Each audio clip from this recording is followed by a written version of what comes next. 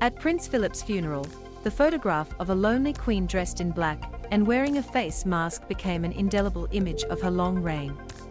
Secluded inside St. George's Chapel, the monarch stoically sat a safe distance away from the rest of her family, her 4 children and 8 grandchildren, observing the COVID-19 restrictions in place at the time. The scene drew an outpouring of sympathy for the Queen, reminding the public that the powerful leader was also a grieving widow just like any other. Now, a year after her husband's, with so many family stresses and health issues at play, the Queen is reportedly extremely conscious of avoiding another iconic image at his memorial later today. In the lead-up to the service to commemorate him, some royal reporters suggest a meticulously orchestrated military-style plan will be enacted to get her into Westminster Abbey without photographers getting a picture of her using a wheelchair. The Queen has been using a walking cane to assist her at public events. It comes amid more scrutiny of the Queen's health than ever before, after a recent COVID-19 diagnosis and the cancellation of some public events. While mobility issues are to be expected for a woman of her age, the Queen's role as head of the Commonwealth means that such conjecture has wider political implications, observers suggest. History has not been kind to aging monarchs. The Queen's recent ill health has drawn comparisons with the final months of her beloved sister, Princess Margaret. Margaret's personal life received a great deal of scrutiny, and her health problems mounted as she grew older and her lifestyle took its toll. Paparazzi scrambled to get photos of her out in public as the tabloid press speculation about her mortality reached a fever pitch. The result was that Margaret was cast as an increasingly frail figure in the final years of her life, according to royal commentator and historian Carolyn Harris. Her decline was very evident to the public, and so it attracted some public interest and some public sympathy, she said. History is littered with examples of royals who have experienced increasing pressure and scrutiny as they advance in age. There was a great deal of concern among the court of King George III as his mental health failed in his final years, for example. And one of the indelible images of Queen Victoria's reign is of an elderly, austere monarch, dressed in black with a haunted expression. Victoria was England's longest-reigning monarch until Queen Elizabeth II surpassed her record. In her later years, Queen Victoria also struggled with mobility and took part in public ceremonies from her carriage after being unable to climb the stairs of St. Paul's Cathedral. It would have been clear to the public that Queen Victoria was growing older and having these health issues, Ms. Harris said. But while history has not been favorable to monarchs in their final years, in modern times there's more awareness of the prejudice behind such speculation. Privacy vs. the public's right to know. Images of Princess Margaret using a wheelchair in the final months of her life have been described as undignified and haunting by some British commentators. "That was awfully embarrassing, if you remember," said entertainer Chris Biggins on the GB News Breakfast show. The Queen's sister Princess Margaret used a wheelchair towards the end of her life.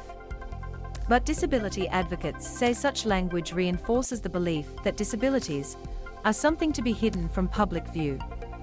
Nobody should feel such internalized ableism that they are actively doing more work and causing themselves stress just in order to not be seen with tools that make their lives easier, Rachel Charlton-Daly wrote in Metro.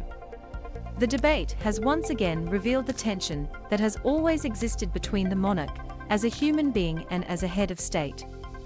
The woman who wears the crown is grappling with issues that eventually affect us all: mortality, aging and privacy. And she has a right to decide what she shares of herself with the public. The Queen and her aides, however, appear keenly aware that the British monarchy is in a period of transition. Any photo that shows the Queen's reduced mobility will serve as a reminder that the Second Elizabethan era will not last forever. The House of Windsor's next generation faces an uncertain future. Last week, Jamaica's Prime Minister told Prince William that he will probably never be the Caribbean nation's head of state. And with the Queen's son Prince Andrew planning to attend his father's memorial service, there is another potential photo opportunity stirring public interest. Prince Andrew is on the guest list. The confirmation that Prince Andrew will attend, just a month after settling a lawsuit with a woman who had accused him of sexual assault, has also raised eyebrows.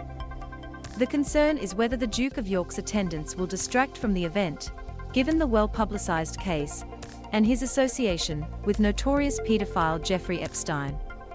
Will he be content with being quietly supportive of the Queen in his capacity as her son, or will he try to gain public attention?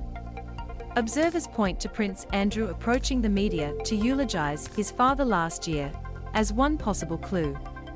While that was in a personal capacity, there was a sense that he was trying to move into a more public role, Ms. Harris said. So I think there will be scrutiny of whether he is simply quietly there at this event, or whether he appears to be trying to gain some kind of public attention, as it's very clear that he will not be returning to public life after his recent circumstances and legal settlement. While Prince Andrew has been stripped of his military titles and royal patronages in response to the scandal, his presence at the event confirms that he cannot be erased from the House of Windsor. Preserving the Queen's strength and stamina.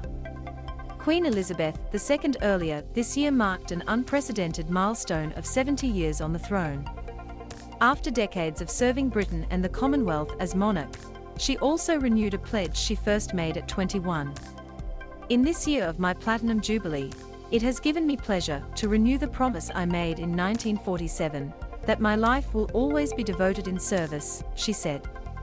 But the reality is that the Queen is unlikely to ever undertake hours of investitures again, according to British media. The Queen's workload has been under review as palace aides work with royal doctors to ensure that she paces herself, ahead of a series of events to celebrate her historic 70 years on the throne this summer, The Telegraph reported. The Queen has been undertaking light duties since recovering from COVID-19 and has missed some public events, such as the Commonwealth Day services earlier this month, due to concerns surrounding her mobility. The recent focus on the Queen's virtual video conferences may be the palace signaling that the monarch is still very much active in her role as head of state, according to historian Carolyn Harris. But advisors will likely also be mindful of the Queen's condition and the number of commitments she will be expected to attend during her Platinum Jubilee year, Ms. Harris says. There is clearly a very strong emphasis on preserving her stamina and energy for these events, she adds. There's some efforts to ensure, as much as possible, that the Queen is able to participate in the ceremonies, as this is a very big historic milestone in her reign, she said. While work is being done to ensure the Queen is comfortable and able to continue her duties, the monarch is doing so with the eyes of the world watching her. After more than 7 decades on the throne, Queen Elizabeth II is facing one of her biggest tests yet.